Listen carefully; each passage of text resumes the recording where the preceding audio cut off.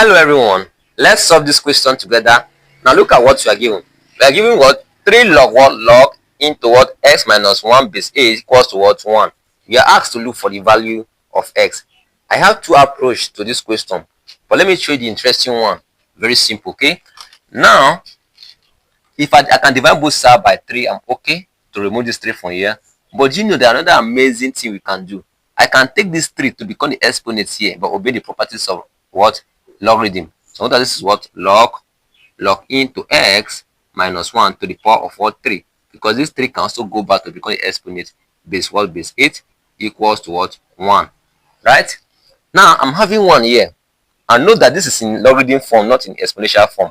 If I have log b base a equals to c. Already this is in logarithm form. I can remove this from logarithm form to exponential form. It means that a to the power of c is equals to b.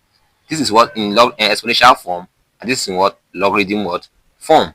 So that means a to the power of 1 will give us what? That means a to the power of 1 is equals to into x minus 1 all to the power of what? 3.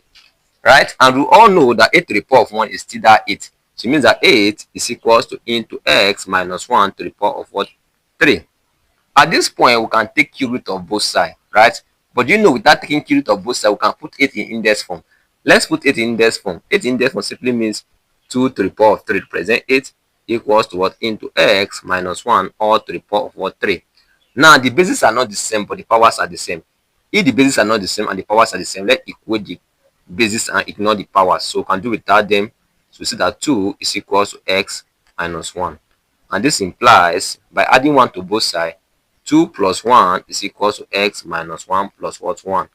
1 minus 1 plus 1 have gone, is 0, right? So you see that 3 is equals to what? X. Therefore, our x is equals to what? 3. This is the value of x to this question. But how are we sure that this value of x will satisfy the equation? Let's see something very interesting. Let's substitute carefully. X is 3.